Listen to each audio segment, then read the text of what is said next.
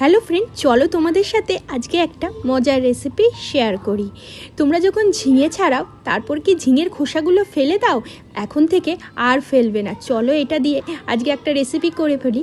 ঝিঙেটা খোসাগুলো যখন ছাড়াবে তখন একটু মোটা মোটা করে ছাড়িও, তারপর ভালো করে এটা জলের মধ্যে 2-3 বার ধুয়ে নিও। তারপর একটা প্রেশার কুকারে নিলাম, জলটা ছেঁকে প্রেশার কুকারে ঝিঙের খোসাগুলো দিয়ে তার মধ্যে জল দিয়ে আর একটুখানি নুন দিয়ে প্রেশারের ঢাকনাটা আটকে গ্যাসে বসিয়ে 2-3টে সিটি দিয়ে দিলাম। দেখো, তারপর এইগুলো সেদ্ধ করার পর ঠান্ডা হয়ে গেলে মিক্সিং জারে খোসাগুলো নিয়ে তার মধ্যে লঙ্কা, বেশ অনেকটা রসুন কুচি আর কালো জিরে দিয়ে ভালো করে একটা পেস্ট বানিয়ে নিলাম। আর অবশ্যই খোসাগুলো ঠান্ডা হয়ে গেলে মিক্সি করে নিও। তারপর চলো কড়াইতে তেল দিয়ে দিলাম। কড়াইটা খুব ভালো গরম হয়ে যাওয়ার পর সর্ষের তেলে একটা শুকনো লঙ্কা আমি ফোড়নে দিলাম। শুকনো লঙ্কাটা আমি ভেজে তুলে নেব।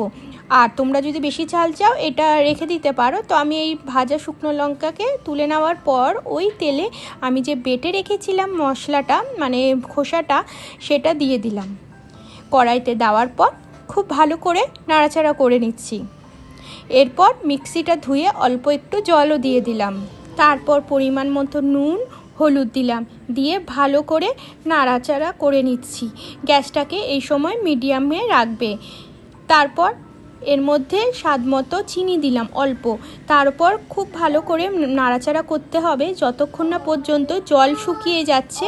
আর দেখবে এভাবে নাড়াচাড়া করতে করতে কড়াই থেকে যখন এই খোসাটা এভাবে ছেড়ে ছেড়ে আসছে তখনই কিন্তু এই খোসা বাটা রেডি হয়ে গেল। তারপরে ওপর দিয়ে শুকনো লঙ্কা দিয়ে গার্নিশ করে দিলাম।